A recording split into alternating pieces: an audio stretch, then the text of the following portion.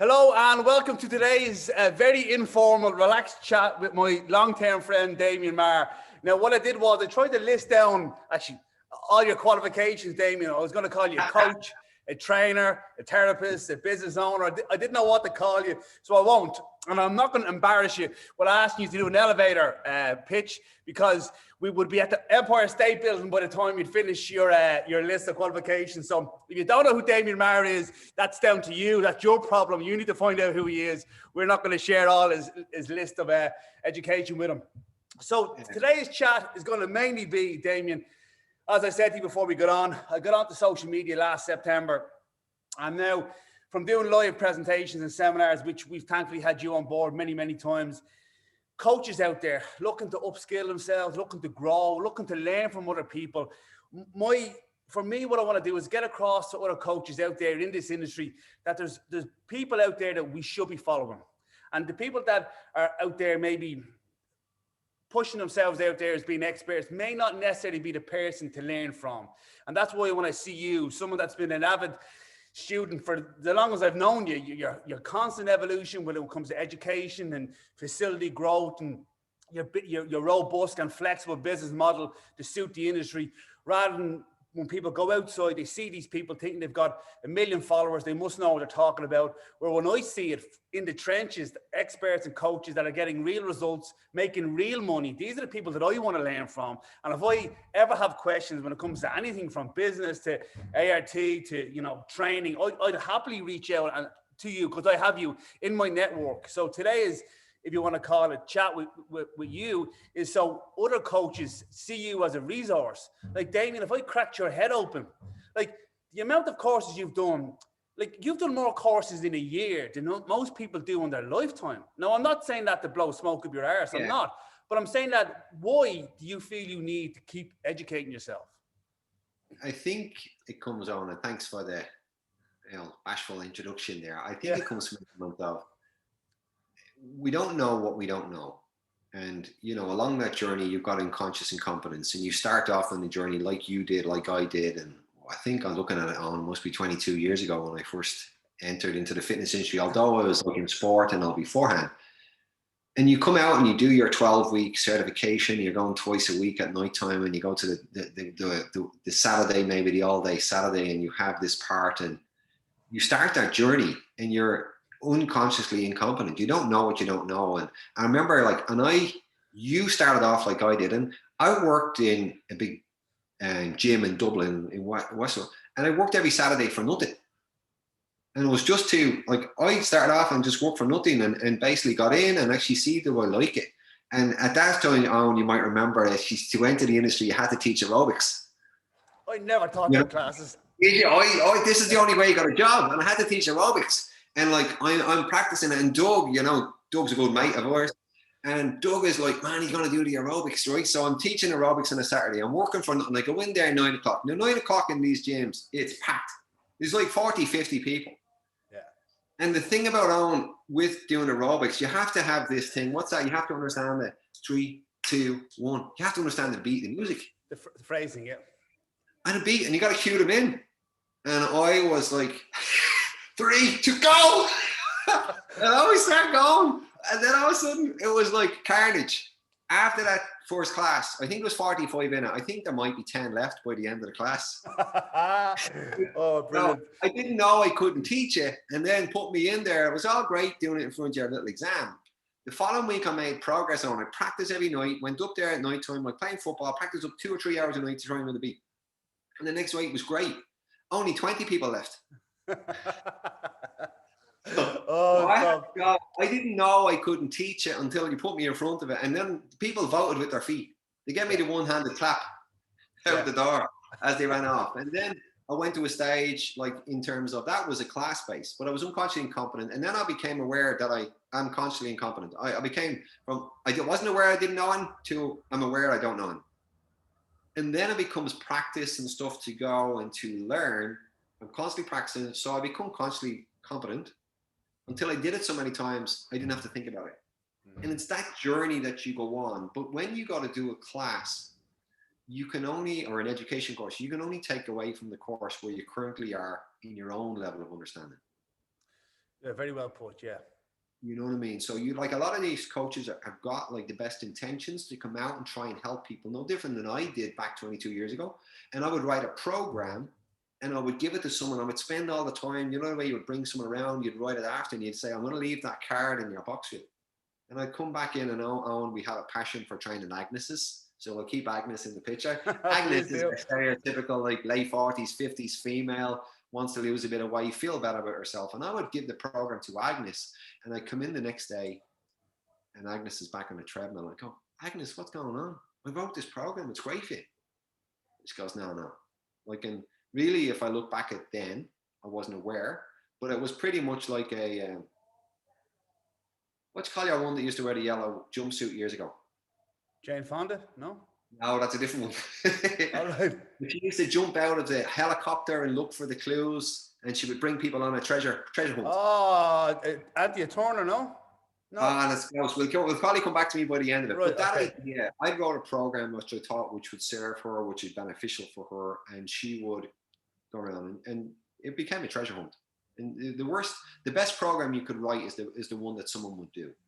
You know what? I'm going to stop you there because I think this is the point that people don't really realize, and I'm going to do my best throughout this conversation to let you speak. But you're going to have to reel me in. What's going to happen is when you're in a gym, and I know that gym, and again, I worked for a different branch on the other side of the city, but we would get these guys in for the gym assessment, and we'd assess them body composition, do a consultation in the room, write a program, and then show them the program in 1 hour. And what I really found from my experience in the sister club was that these people weren't necessarily that interested. They wanted a program, they seen it, and then it was just easier for them maybe to just jump on the treadmill. So all the work that you put in for them, some of them were interested in it, but there's a certain percentage of gyms, like a population of membership that will go to personal training. And they're the people that are more willing to listen to you. They're more willing to be compliant. They're more willing to follow your advice. Where sometimes a gym membership, I'll go for that induction or that new program every couple of months and then just get on the treadmill anyway, you know? I think there's some great points you made there on in terms of looking where someone there, maybe they're not looking for it. I don't think people know. So when someone's looking to join a gym, they think the problem, if only I had joined a gym, my life would be better. I'd be able to lose weight. And so what we look at the gym, it becomes sold on a commodity. It's a price. A price point fits me and it's near convenient, which, okay, sounds good. But if we're looking in the field that you have spent like 25 years educating yourself, and I'm always educating myself to try and have directed learning and meaningful change for my clients. Most gyms are in the equipment rental business. They're not actually in the business of serving people. It's a way to use the equipment for people to come on and use it. And it's like, I would look at this on, and I used to say, I think there was 5 big transactions where people come to a gym. And the first transaction that people make is the exchange of cash. Now, if the exchange of cash was all you need to get in shape, well then Oprah would have figured it out by now. She's got truckloads of cash, but she ain't still never getting in shape. And even if they get the first transaction, which is people do, and we were in there to help people, but maybe that person wasn't ready to change. And they're willing to do the next transaction, which is the exchange of time. And I'm willing to go to the gym, whatever, 3 times a week, 4 times a week. But if the exchange of time was all we needed to get in shape, well, everyone that ever went to a gym would be rocking it. But the only thing I ever saw change with a lot of people over the years was the color of their hair and the number of wrinkles on their face. Yeah. So even if they get those 2 transactions, the next transaction is energy. And each one of these is going to require a different level of knowledge from a coach to facilitate change. So an exchange of energy, yeah, people will still come in and they will do their training, but still maybe not change. And you have the great thing, you say like you train 5 days a week, it's 2.9% of your week. What's happening the rest of the part in the lifestyle? You know, if you get through those 3, well then, as I said, is can you attach this exercise or this transaction into having a look at the other values of their life and how will it impact the other areas of their life to inspire them to make the decisions outside of the gym to facilitate change. And that coach then this trainer that we looked at initially starting off, like his levels of understanding and communication and change psychology and behavioral change, to have those conversations, even know that there's conversations out there. Yeah. And then you come on to another level above their own. Do they even have the belief? Do they think that, I've tried everything before? So, I mean, there's 5 transactions of people going to a gym. And like what you said at personal training, the gym floor was great for us. And we had a great mentor in Porrick Murphy. We did, yeah. Porrick, I remember the lessons Porrick gave to me. He said, Damien, many hours you on? He said to Jim, Damien, I want you to speak to 15 to 20 members an hour in the gym. And I would go over and introduce them and look at, and the first guy actually I ever went to go help in the gym, right? Good one here for you. Dougie's on the floor, right? And Dougie's like, I'm going over to this, like, and again, his own, like, my arms were 11 inches. Like I must have been like, I was like playing soccer. I was teaching as many classes. I was about 75 kilos soaking wet. Right. And I go over to this dude over here now. And again, he was probably twice the width of me, and he's doing a pull down. And I'm going over to him to, thinking him, teaching him whatever. Yeah. And Dougie's around the corner, breaking his bollocks, laughing. And I'm like, Dougie, what are you? He goes, you know who he was? That's Brent Pope. He's an All Black. Oh, so my God. You're going in to try and help someone, and and it's great. And he was very good. And Brent and I always have a joke about him when I see him now. But I don't think when people sign up for a gym, I don't think they know. They think by maybe throwing money at the problem, it will be a solution. And the coach is going to do his best based on what he knows. So my question there is, and you've put that very elegantly with the 5 different thought processes, but why didn't you stay in a gym? Like what do all gyms want? What the Fly Fit wants, what the Pure gyms want, what the Good Lives want? They want membership and they want retention. They want their attrition rates. That's what they're focusing on. Well, but why for you did you say no? The disconnect here is the attention to detail. It's the coaching, it's the support, it's the education. And that isn't something that you can do in what you said was a gym that was in the equipment rental industry. Because they're providing a facility for people to pay membership, but that's it. That's where it stops. The coaching, the support, the attention to detail, the excellence in the service isn't there. And again, I hear more people complain about these gyms for multiple reasons, and things never change, but they still keep paying their membership. I've got one client who was a member of a gym really close to us here for 3 years. 3 years she was a member of this gym. She went once. She said it was the most expensive swim she ever had. Right, but she comes and she comes to the what? Yes, the key ring. Yeah, you have to have it on the key ring. And then every year when that subscription comes around, I'll definitely use it this year. So they have them hooked in. So why did you decide not to stay there and then go off and do your own thing? The time I made the transition, because my ambition at that stage, was like my 20s, was to play professional football, and I had a sample of it in the UK and back in there. And I was playing League of Ireland at the time, and I was obviously working in town, because again, if you're playing football in League of Ireland, you're like semi-pro, but you still need a job to facilitate it. And I would choose the jobs that basically would help work around my soccer, as opposed to a job or a passion you love. And the question when you were there on and stuff like there, health and fitness and working in the industry wasn't actually a profession. You know what I mean? It was something you did until you get a proper job, was the way it was sold. You know what I mean? And people are on this transition. I don't know what I'm going to do at college. Oh, sure, I like fitness, so I'm going to become an instructor. I had basically began a journey in my own personal development. And I had, started the journey in the gym, working there part-time, made a transition, knew I was going to get paid once, but had saved up money in terms of from football and stuff. I was working for football. And what I did, I started a period of investing in myself. And I used to have an automobile university. And because I was driving in and out of town, this before I worked in a gym, I had an hour drive into Adelaide Road, an hour back. And I looked and I listened to a guy called Brian Tracy.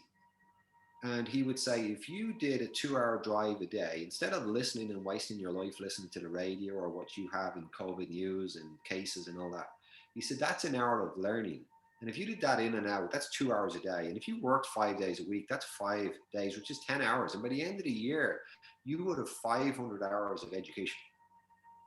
And most degrees probably have 300 hours. And at the time, I hadn't gone to college because, again, I wanted to play football. Everything was about football. So I didn't go the route to college that people generally go. And I started the Automobile University. But I exposed myself to actually thinking different, and was accelerated learning. The more I could learn, the more people's lives I could have an impact on, I would earn the right to be rewarded better. And so in this model of a gym where the measurement of success is actually number of people that are paying their monthly direct debits, while I had started the journey and saying, looked at the other coaches around me and said, what were they doing? Who were they learning from? And we were like, good that we had a guy like Porek that did very good things in resistance training. But then I looked at one of the other guys in terms of what were they learning. It was Paul Chek. And I looked at Paul Chek stuff, and then who was there referenced was Charles Pollock and Ian King. Yeah. So I looked at if it was to be different, if it was to be me, it's up, or if it was to be, it's up to me. I looked in terms, the course that really stands out in my time in that chain that they put on for courses. Obviously, we had the Les Mills and all that sort of guided learning, which I look in terms of, okay, as a franchise and stuff, it was very good. And I think through the business part, it was one on coaching. And I hired a coach back then, probably 2000, a life coach. And like nothing about life, and it was nothing about guidance. It was just another opening where he taught me skills that I didn't know. And I knew I didn't have the skills, but I'm pretty open to go, actually, I don't know, but who does? Who is doing this well? And how can I learn from it? So I took it upon myself. If I wanted to have a better quality of life, it was up to me to invest in myself, because I couldn't look around at this chain, because I'd see the turnover of coaches through the years. Yeah. You know, they realized that they couldn't make a living. What I also did is, while they were doing the service of, training people, it wasn't having an impact. And I wanted to know how to do that, because I was also still playing sport that I was like, okay, I've been exposed to professional sports. I wasn't a fan of what I was exposed to then. And I said, like, I've got to learn how to make myself better.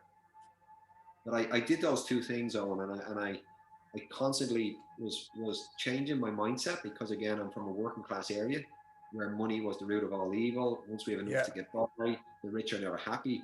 I'll be there to be mad. She going, Matt, she goes, the rich are never happy. I says, Matt, he says, well, I was fixing the puncher me bike and he drove off in his fucking Porsche. He looked like he was having fun. So I heard a great one recently. As you get more wealthy, you lose friends. That's why there's only 2 seats in a, Bugatti and 40 seats on a bus. But I think that could be an Irish. It's very crowded at the bottom. I think it could be a bit of an Irish mentality that people, don't want to focus on money to a certain degree. Well, that has to be part of the journey. Well, one thing I'd add to that, and I love the Automobile University. I'm a big fan of that. And actually, we did a course many years ago on visual information processing, or the VIP. Remember in Derry Temple's house? Yeah, we brought that guy up. Jan Cizek, from photo reading. But what I really liked about that, and this is where I feel is a disconnect, and I apologize if I upset anybody by saying this, but you were building yourself to be open-minded, a growth mindset, to learn more stuff that you weren't educated in, and to give a better service to your clients by learning more, whether it be Paul Chek, Ian King, or Charles. But you were dealing with people on a day-to-day basis. You were learning, using it. No, that doesn't fill the gap. I need to learn more. So you were using the information, you were applying the information in the field with people in real time. It's not a situation where people will go and get a certification and then they're going talking on social media to thousands of people saying this is going to work. Unless you've coached people in real life, in real time, with challenges, with struggles, with, derailers and falling off the wagon, and maybe sitting down and investigating them and coaching them, supporting them. And that's what you do so well. You build your skill set. So no matter who came into the room, I could be outside your room and I could say, who's that in there? Damien would flip his whole conversation to suit the client, because you have that skill set. And that's not something that you lick from a stone. That's something that you've poured your career into doing, which is the reason why you're so successful.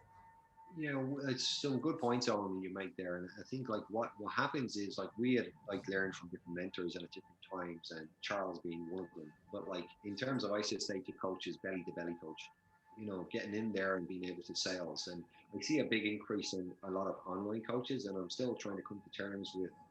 I think there's a mixture between.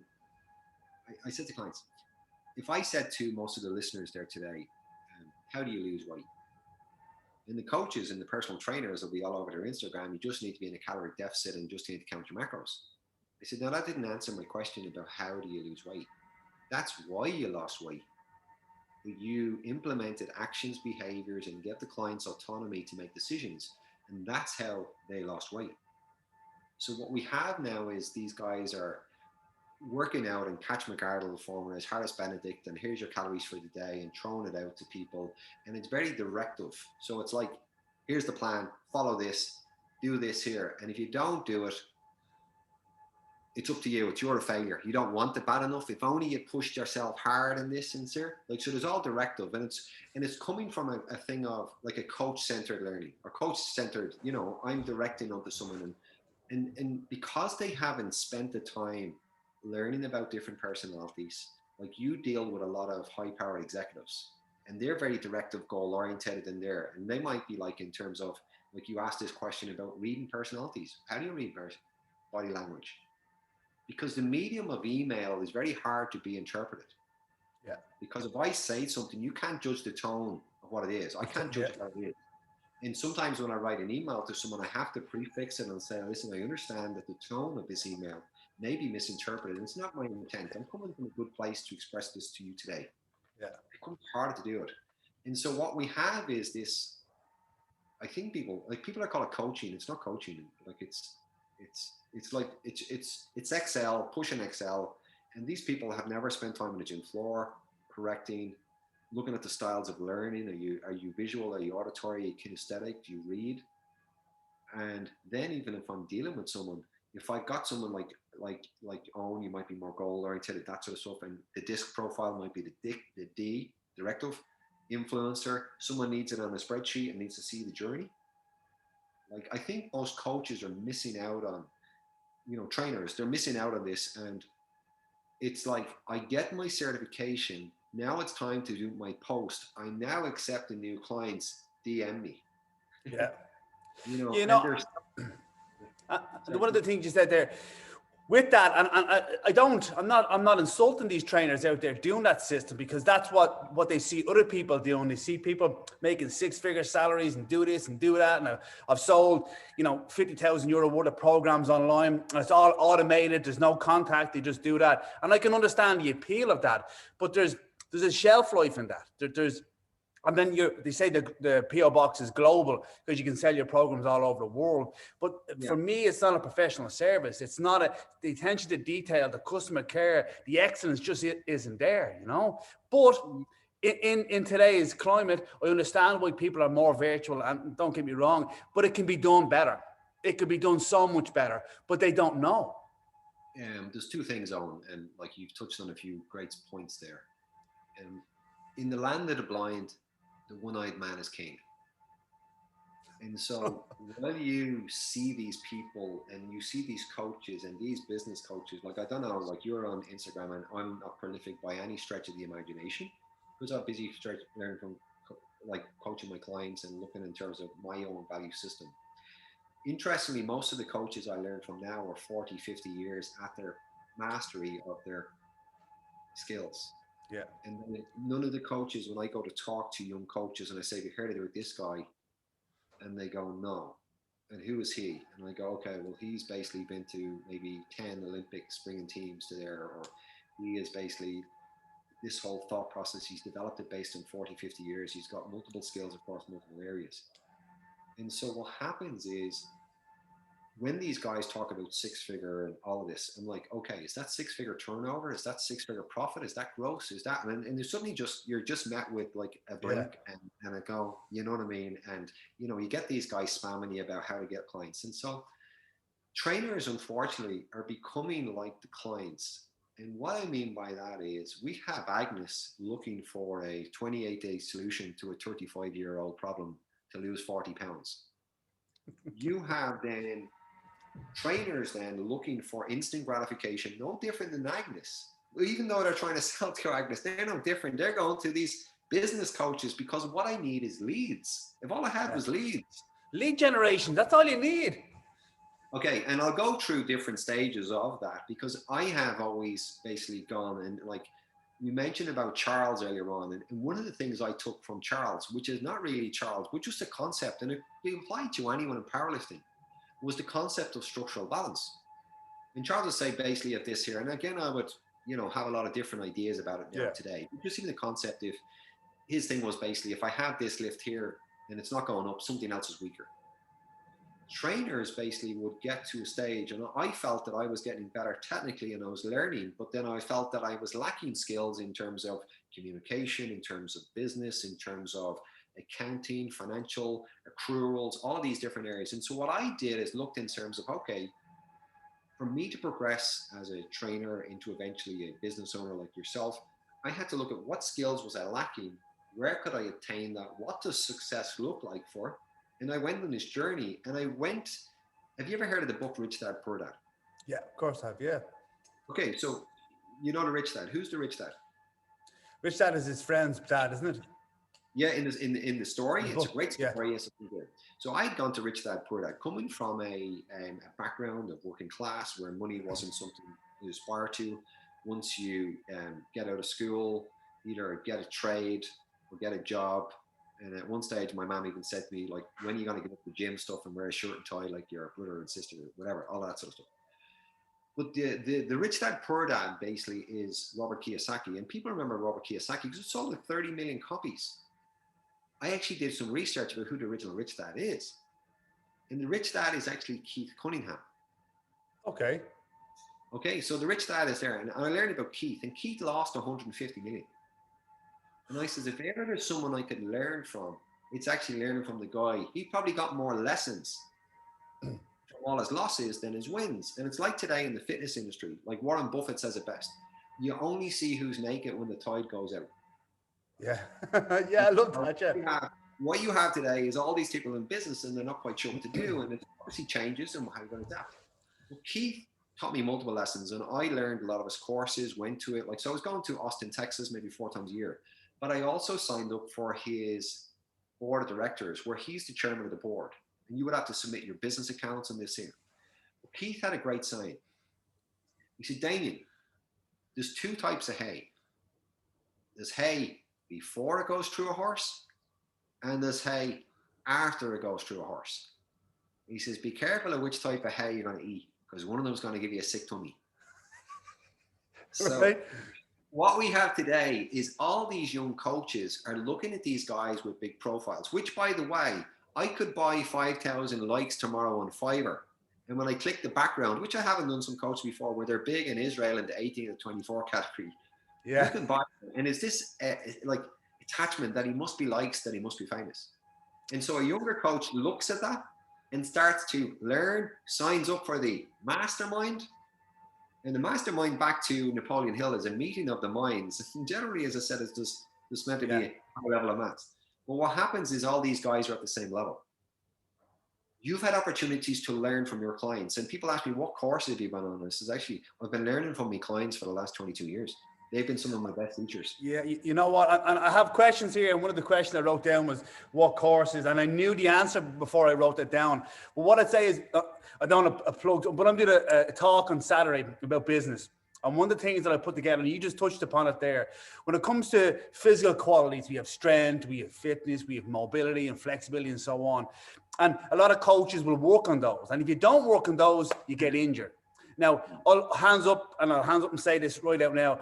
Myself and John, we made some, I wouldn't say mistakes, Damien, but we made some very expensive errors in our growth. You had some opportunities to learn on.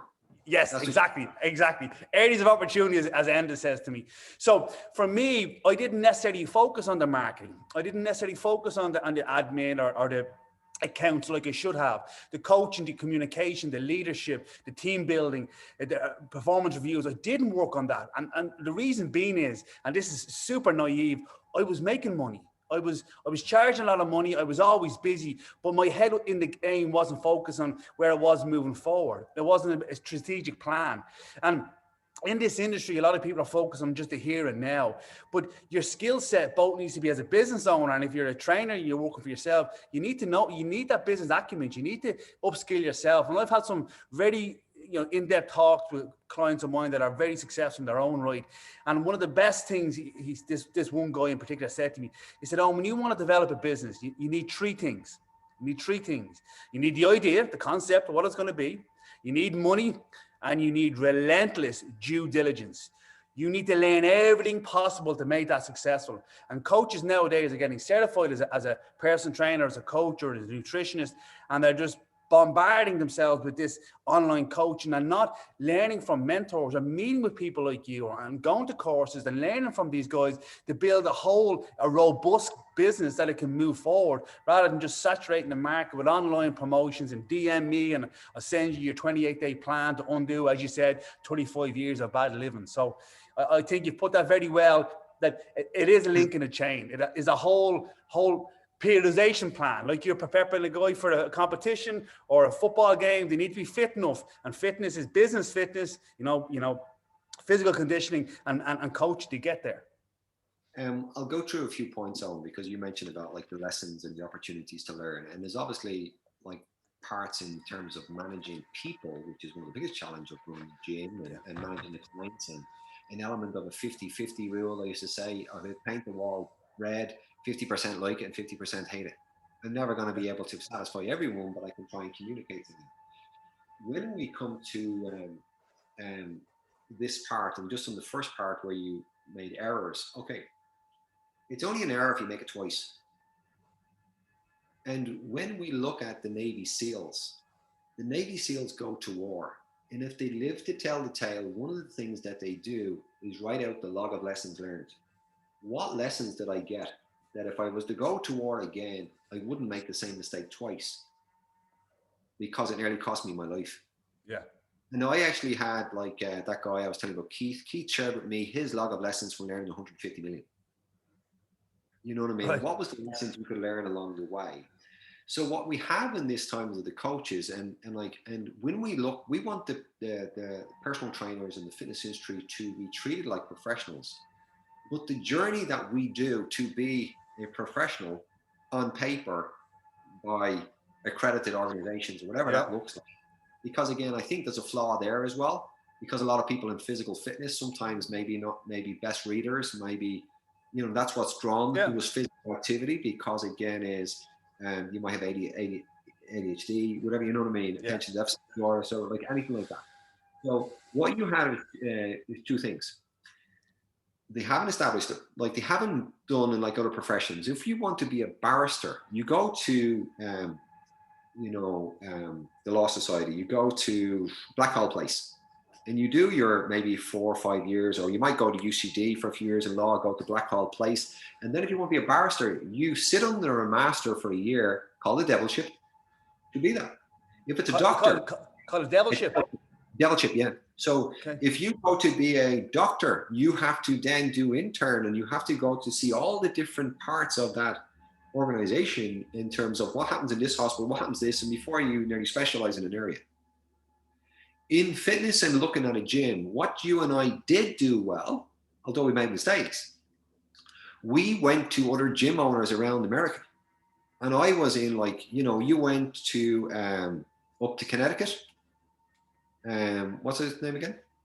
Judd Logan, Louis Simmons, Ben Prentice, Yeah, but you went to Ben Prentice, was Connecticut. I went up to Ben Prentice. I was also in Dominican Republic, because all of these guys were ahead of the curve in terms of, it's quicker now. The information that came from America normally develops something and then drips it down to us, or the Australians did it through F45 over or whatever, and then you got Orange Theory, whatever. All of these guys create something and then they dump that shit back in Ireland. You know what I mean? So it just trickles down. But I went and looked at, I interned with gym owners. So not only as a trainer was I going to internship, I started going as a business owner and looked at the life of the business owner in gyms. I was in Montreal, I was in Dominican Republic, I was all over California.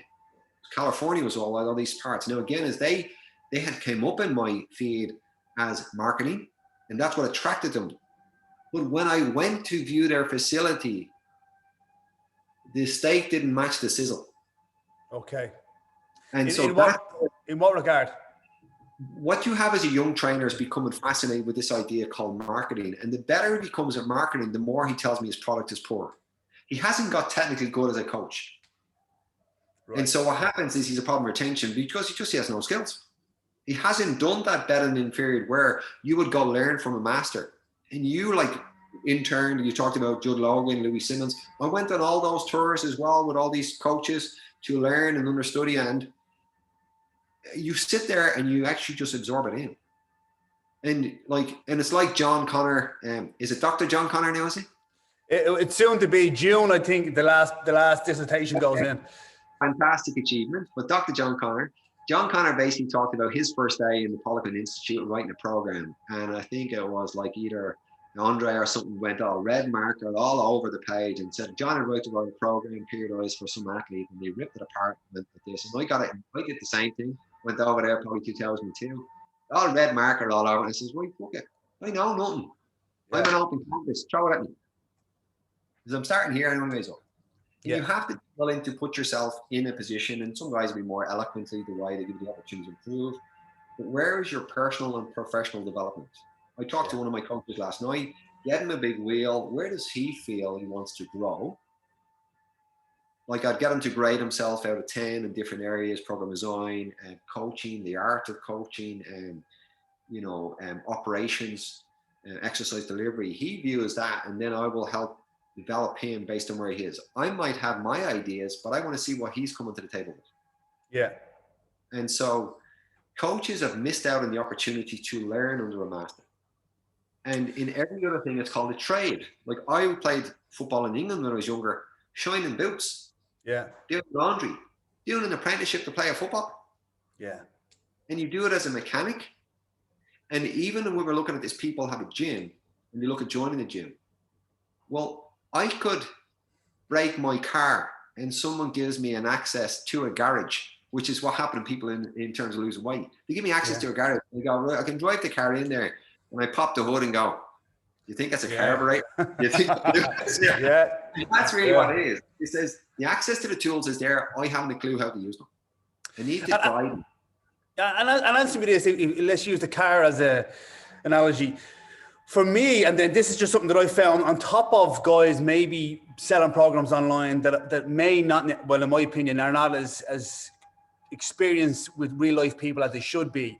The second thing that I see, which is a big disconnect, and I've learned this from Charles more so than anybody else. And the reason being is Charles was a phenomenal strength and conditioning coach, but in my opinion, his skills in personal training were not there. His demeanor, his coaching, we all know that he had a very different, unique. Basically, the coach-centered coach, very directive, very this pointing the finger, very much this here, and like you can have the other skills, but you don't have the soft skills. Yeah, so the soft skills, correctly, very well put. The soft skills went complementary to a personal training industry. However, you and I know, I've been on these courses for 10 years, and the majority of people, I would say, again, Pareto's principle, I'd say at least 80% of the people that came on those courses were personal trainers. Yes, they did strength and conditioning, for sure they did strength and conditioning, but 80% of their business was personal training. And the disconnect and the problem that I have is you can't force strength and conditioning training parameters onto normal Joe Soaps or executives the same way. The recovery capabilities, the programming, the periodization, all has to change when it comes to personal training. And a lot of S&C people are teaching personal trainers how to write programs. When, as you said earlier on, 2.9%, you're making one link in a chain bigger and bigger and bigger, while all the other parts are getting weaker and not getting attention, which is why the dropout in this industry is massive. Over in Canada, I do a lot of work for a gym chain called Good Life. Yeah. And one of the things I've gone there many times with Kevin Darby's DTS Fitness Education, and they have what's called a GLPT. It's a 2-day course. Okay, Damien, 2-day course to be a personal trainer. Then they get into the gym, and then they have to buy personal training from another personal trainer. So in fairness to them, they've got a pretty good system. And as they go from level 1 up the ranks, but they get coached and they get personal training at the same time. But even still, with their robust model to help people, 70% of the people don't hit the targets and they go. So and this is another topic. I'm going to go off on one here. In 2017 and 2018, Deloitte did a report on the participation of gym memberships in Ireland. And we have roughly, on average, around 8 to 9% of our population are members of gyms. However, the unique part about Ireland and everywhere else in Europe is that we have more people, members of small boutique gyms, than we have big gyms. So our big chain memberships like our Westwoods and our FlyFits don't take up the majority of our membership. It's more personalized, small centers. And my question to you is, that obviously has shown you that people aren't getting the service they're looking for from a commercial gym. Yes, it's nice to have the facilities, but the coaching, the community, the help, the support, the team, the environment is better served in smaller, more bespoke centers than these big facilities that don't really have the welfare of the client or the member at heart. Okay, you said a lot of stuff there, and I should have reeled you in a bit more. So we'll try and take them piece by piece. Okay, so we talked about in terms of you find all these trainers and they'd learned from someone that was more like coach-centered coach, because Charles probably wasn't teaching you what was wrong. That's how he was taught and led to believe what coaching was. Because again, in those times, it was very directive, very much sports oriented. It was the hardest to survive and all this sort of parts to go on. Okay, so we have this part, and unfortunately, we have a lot of coaches going around with their umbilical cord on their hand looking for someone to plug it in, and they plugged it in there, and then they put that as that this is what training is, and this is how you train Agnes. Because I remember having the conversation with Charles, and like, you know, a lot of respect for Charles, and trying to play a part in my development as a coach. And it was triple drop sets, and we give it to Agnes in week one. I says, really? You give that to Agnes? You give it to Agnes, you just cost me a client, and that would cost me here. So you can take your little fucking thing in the sugar arse, right? Because everyone was reluctant to give him any feedback. And John used to go, Damien, would you go over and have a chat with Charles? Because nobody else would say it to him. And I'd be a bit like blunt at that stage. Again, I could have positioned it better, you know, and sometimes you would set it up in terms of how you delivered. So like that, as he said, is you guys coming in, again, not intentionally doing something wrong, but they just don't know what's right. Yeah. And like in education, we'd have a lot of mentors, and they might teach you something, and they're not teaching you what's wrong. They're teaching you the syllabus that they have learned, and then it's regurgitated from years to years. And so they're not doing a thing. It's just, you have to be willing to be critical appraisal, critical like questions, be inquisitive and asking questions to bring that on. The next point you mentioned about was all these trainers in Kevin Darby, and that part after the 2-day certification was actually to mentor under a master or someone that's at a higher level of the food chain to you. I was asked to give a few presentations to another certification body in Ireland, and I was actually, I think it was a European convention or something it was, and I gave a presentation, and I went, hands up who believes in personal training, and all the hands go up, and hands up who wants to make a difference in someone's life, and they're all hands up again. It says, so you believe in personal training? And I go, yeah, this is cool. So tell me about your personal trainer. And all of a sudden, it was crickets. It was like tumbleweed going across the room. Yeah. There was like 50 trainers in there graduating and all this here. And nobody might get some person that's lost weight in their journey and feel inspired and to help someone else and to go through the journey. None of them have it. And I said, guys, he says, I'm from a working class area, and there's a few lads that I played ball with and grew up with, and they're probably doing 10 to 15 years in jail. Right? And they're like, what do you mean? I said, well, listen, they're a bit like you. They never got high on their own supply. You're saying you believe in the product, but not enough in the product that you don't want to buy the product yourself. Yeah. And so all of these guys, or if they do go and get a mentor, it's another online mentor. And we look and say there are like so many flaws. And again, is people are selling commodities. They're selling a product. They're selling, this is the program. As opposed to what's the real thing is, how do you get that client to do the program? It's not a lack of knowledge. Like, although it could be, but what I'm saying is most clients know the difference between an apple and a donut, but they're not eating that. Yeah. The question is, most of these guys and trainers try to, like, again, is they haven't been coached. Then again, we might have made mistakes along the way. They are directing to clients who are much more successful than them in nearly every other area of life but physical health. Yeah. And instead of asking those guys and say, what's your background, and learn about the person. And say, what skills can you bring to the table that will facilitate this change? And what are the challenges you find? It's not that I didn't know I needed to do 3 sets of 10 split squats. And if only I had breathing squats in my life, my life would be so much better. So I think there's an element with this, and the application, as you said, about the program design. And like I said, my first talk I went to in fitness, I think it was Jack Medina, and I always looked at that name and I go, funky Joe Cole Medina, because I think that was around the same time. But I went Doug, and he asked the question to the audience, what's the best program? And the best program is the one that someone will do. Yeah. So we become client-centered coaches or coach-centered coaches, and we become directive and say, here's the program, follow this, do the body of your dreams. And when you lose these 15, 20 pounds, your life will be so much better. And that's the fantasy. Yeah. Like I've coached people, and again, in learning what you said, you learn about people. And I did a lot of stuff in personal development, and even like when you're looking at questions, and everyone stops on the surface, they skim the surface, even in their assessment, their initial consultation or conversation about change. I want to lose weight, but I've got weight loss 101. Hold on, right here. We're going to do 6, 12, 25. And they go, what? Yeah. You know, all this part.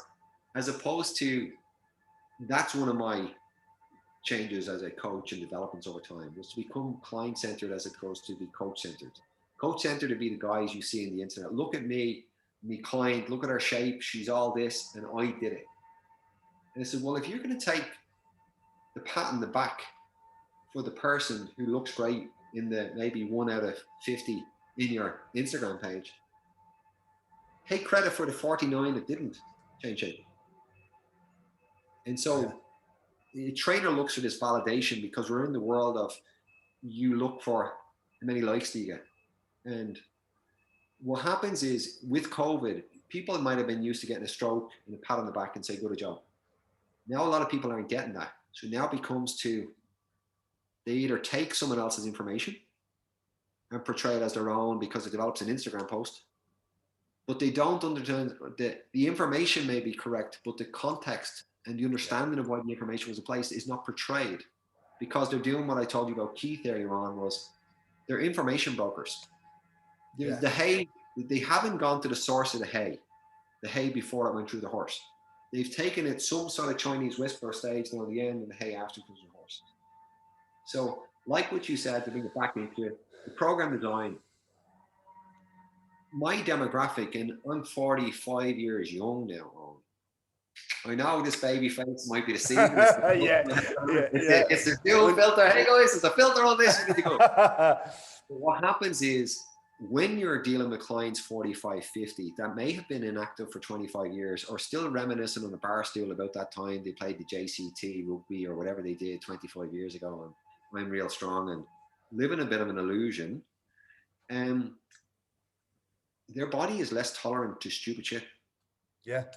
And then all of a sudden, the flavor of exercise or gym I get is imposed upon me, and I don't like the flavor. And the flavor gives me a feeling that I basically body is battered. I can't purposely in my life, because you've given me some protocol that you've learned, and you're going to do 2 working sets, and we're going to do hit and go Dorian Yates and the weights or whatever it seems to be a common thing. We're going to build up all the sets to go here, when there's no skill, there's no understanding, there's no, what do they want from it? So I think on this, there's just so many gaps in terms of like you can sell a product. And this is back to what you said earlier on, in terms of your application to an outcome or a goal or to a behavior or whatever it is. You can sell it, but is that where you do your best work? And is that what the client needs? And most often or not, it's not. And so what we have is this continuum of looking at what's your purpose, what's your values, what's your vision, what's your legacy, what's your priorities. And then you go to the maybe the message. And then you look at maybe your model. And when you have a good model and you have a good message and you're aligned with what you're looking to do and who you're trying to impact on the world, well, then you market. You don't market. Most people start with the marketing over here, and they have no clue about who is their client, where does the client need. Because I'll share with you the $1 million formula. Please do, Damien. Okay. I want the formula. Give me the formula. Woohoo! Like, I was tired of looking at the $6 million man. Right. So we went to learn from the $150 million man. And this is his $1 million formula. Okay. So again, find out what they want, go and get it, and give it to them. Now, you could be trying to do a volume-based model like Precision Nutrition, but they have a massive team and built it out and be able to serve more people and be able to use, in terms of a curriculum-based education system, using coaching and then a digital platform to deliver that to many people, to serve loads of people, do that. And again, they'll try and take the ingredients, the main problems that people have, and it's not macronutrients. Yeah. It's relationship with food. I love that too, and that million dollar equation. But you can choose that. You can choose a volume-based model like that, but you want to be sharp on systems, automation, digitalization. Okay, or you can go the other side on, and you can say, right on, I need to be able to see that, and I need to be able to see that, and like you would take like this, like what you've done work with all these wrestling teams, the Olympic wrestlers, and you've got blood work, and you've got all this. You can go there, but then you're a Spartan in there, which is a higher price offering, because the service delivery is much better. It's much more personal. You know what I mean? And those the continuums. But what you have is just templates going around in terms of there. And for some, it might facilitate for my demographic, because I look after people just over 40. Because the people that are in their 20s, their bodies are tolerant to the stupid shit they're doing at the moment. Yeah, I fully agree. And Ian King basically, like, you know, had some great sort of comments before, and you get a little niggle and you ignore it. And I say to my clients, I say, when did you first get the niggle? Oh, hell, the fella, I've been working on it for the last few years. And it's okay. If we're driving your car and we hear a noise in the engine, since we like the cars, is that the cue to turn up the radio so you don't hear it? And then when you're going along and you see this flashing light going, pull over, and you ignore it and drive by. And this niggle has been going on for years. And now Ian King saying, little leopards become big leopards and big leopards kill. Nice. So this person that's in their 45s, 50s is less tolerant to the stupid programs. Yeah, but the problem is, Damien, these guys that are writing programs are not there dealing with the guys on a one-to-one basis. And as you said, people are very resilient. They can bounce away. And one sweet doesn't give you a cavity, as they say. So these niggles, they ignore them. But then it's part of that then, because you've done your business outlook and realize that for the people you want to deal with, the people that value what you have to say, the people that have the revenue to pay what you charge are over 40 as well. So there's a real system behind why you are where you are now.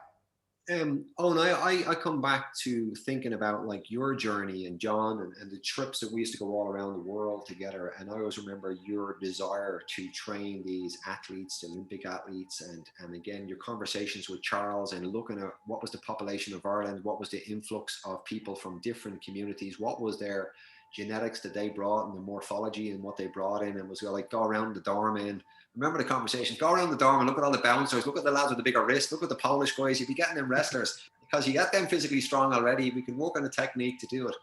And I watched in terms of like how you endeavored to make it, and you made a massive impact that I don't think you got the credit for in terms of the mixed martial arts community, UFC, all of that sort of stuff. I think yourself and John have been just, it's a travesty. I look at that, and I looked at that from the start.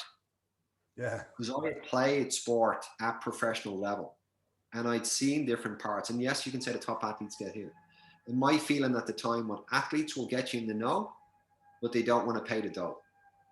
And that was my thing back years ago. And all these people I'm going to train actors, and all these people come out of things. I'm going to train professionals and actors and actresses. And I'm going, really? And athletes and all the athletes, which sport are you working in Ireland? There's not many. There's the RFU has a few lads, but all of these parts and like that part there. Now, what I did is saying, I was looking at my clients and I said, some of your best courses you can do are those lessons with your clients. My clients were very successful in certain areas of their life.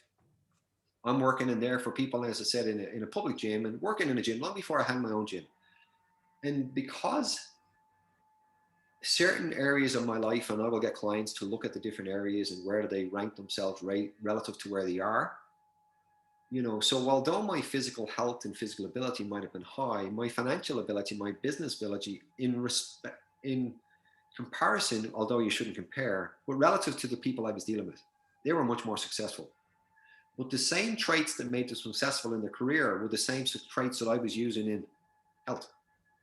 I just didn't have the tools and skills. I didn't have the tool belt of knowing what to do in those areas. So I learned from my clients and I basically had to expand them. But what I did then is obviously as you get older, one, they're affluent. What you see in the guys in the 20s is they're looking for a 6-week, in the old days, 6-week, 8-week trip because I'm going to Ibiza. Yeah. So it wasn't something, and that's when I looked and I called my gym Be Fit for Life. I didn't call it Be Fit for 6 weeks. I didn't call it Be Fit for Ibiza, Be Fit for your wedding, Be Fit for whatever bleeding's coming up in your life. The whole thing is, for me to have an impact on your change, I wanted to look as not just what is the program you do now, but what is the impact on your quality of life 10, 15, 20 years from now. And playing professional sport, I had the wounds that came with it because I didn't listen to my body, or I didn't have the knowledge, or I didn't apply it. And I go, okay, I'm cool training Agnes, because what happens is no one's ever given them notice and given them time and listened to them. And we look at that client lifeline on that you do and I do, and all their illnesses and what they came to the table and their beliefs and all the traumas and all this part. And I'm dealing with human to human.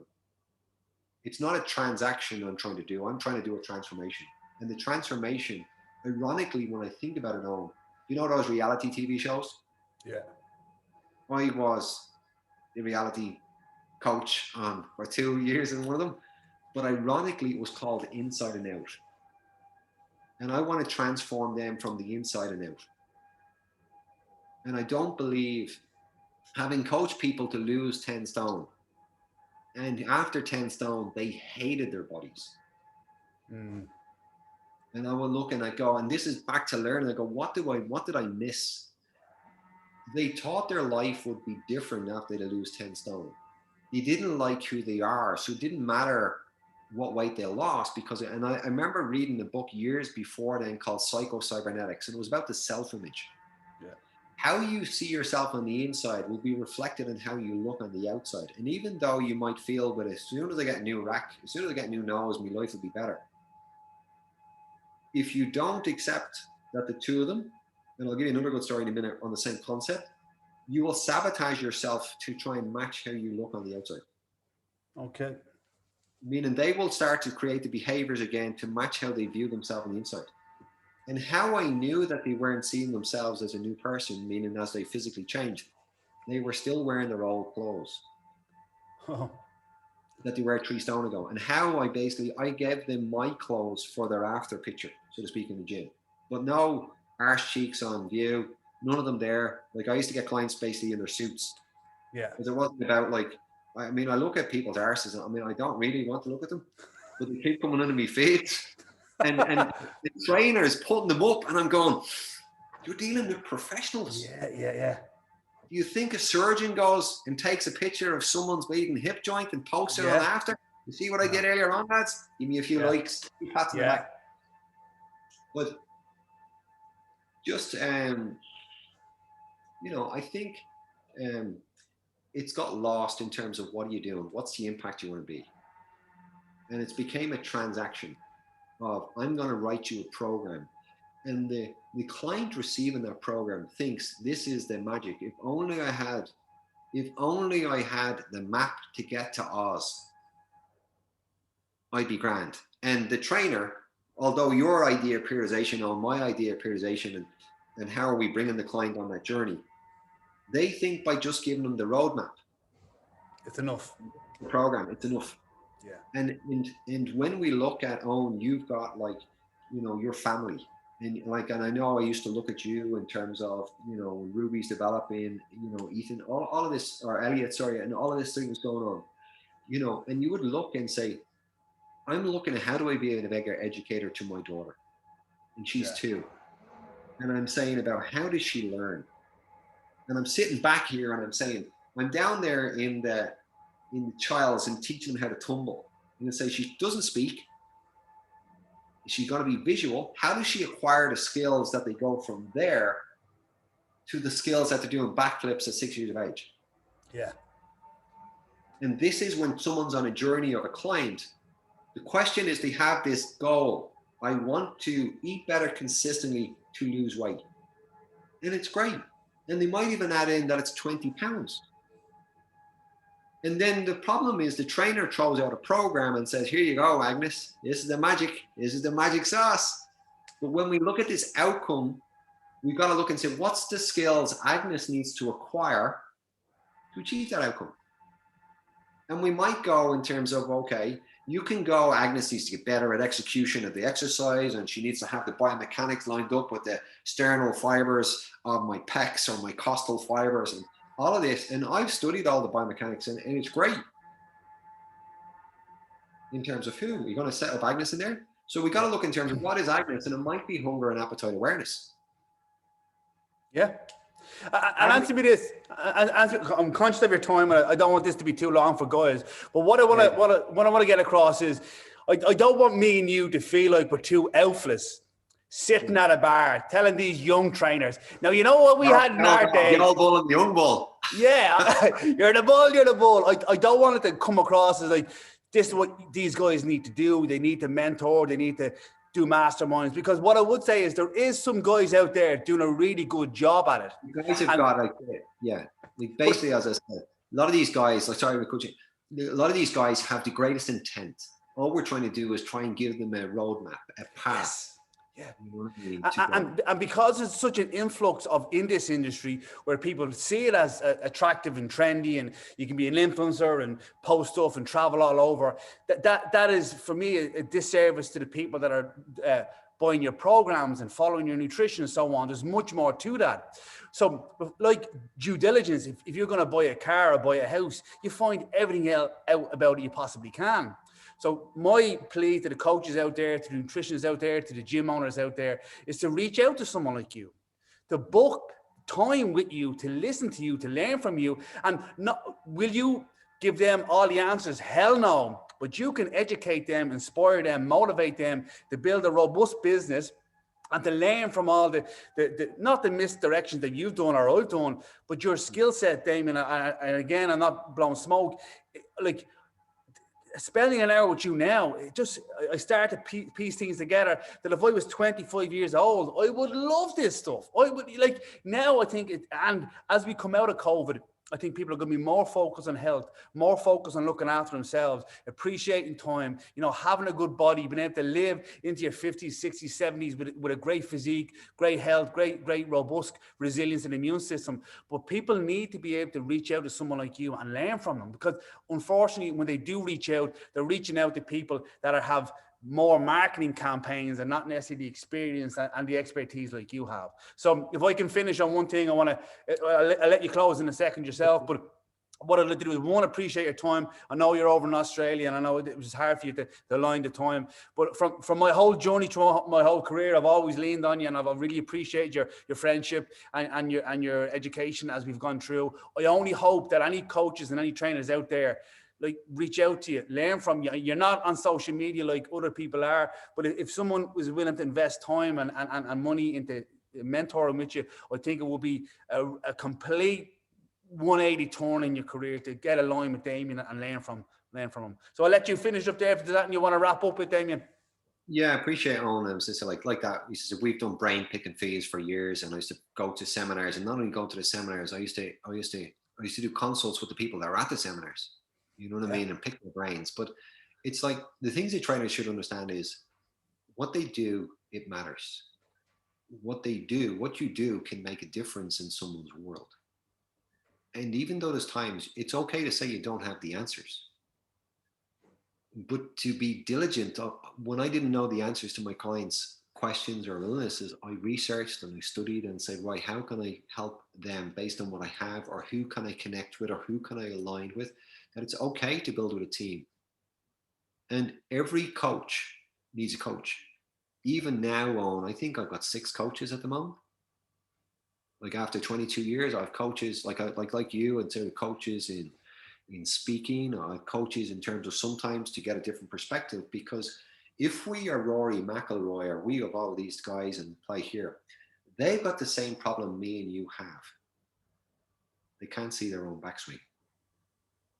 And so most coaches don't know what they don't know what we began with. They can't see their own backswing.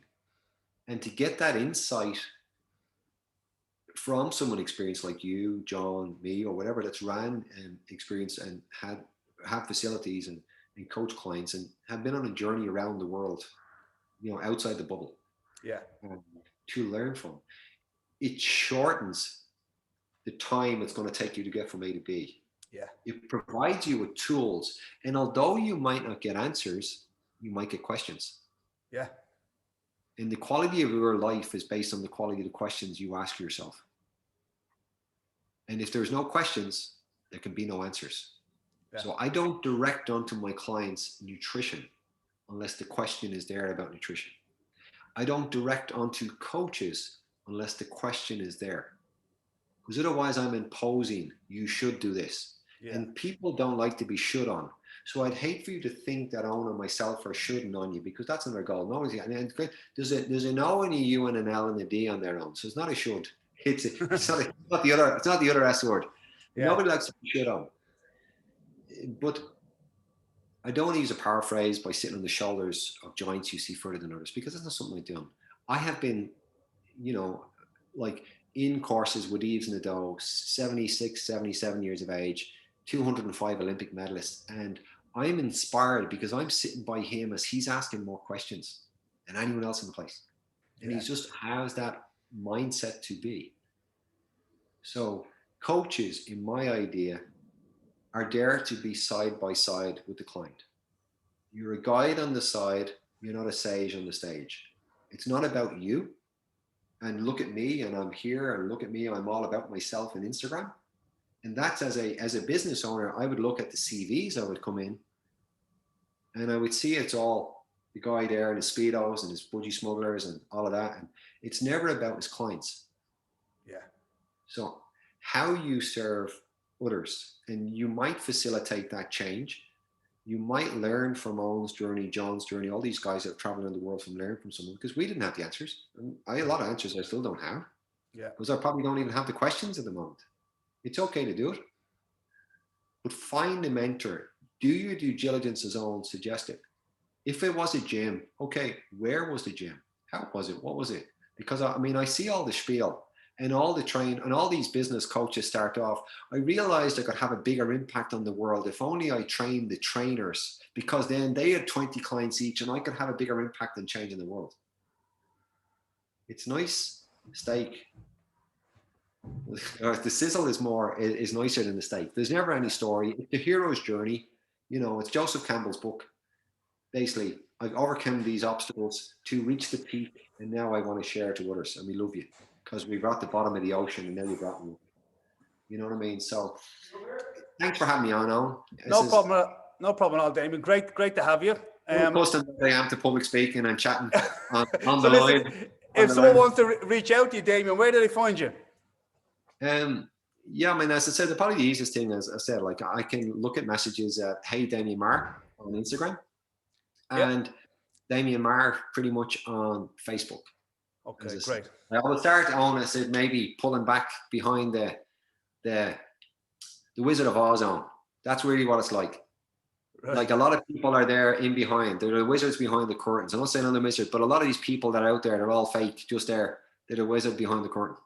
Yeah, no. Well, listen, I guarantee if you reach out to Damien, there's no wizardry here. You're just going to get real truth, real information, and real coaching. So you can click your shoes and give Damien an Instagram or a Facebook. Thank you so much for your time, Damien. Take care of yourself. And don't get too much sun over there, yeah? Yeah, you know me, Owen. They're changing my name to Fabio soon. All right. Take care of yourself, man. Take care. Cheers, buddy. Bye. Bye-bye.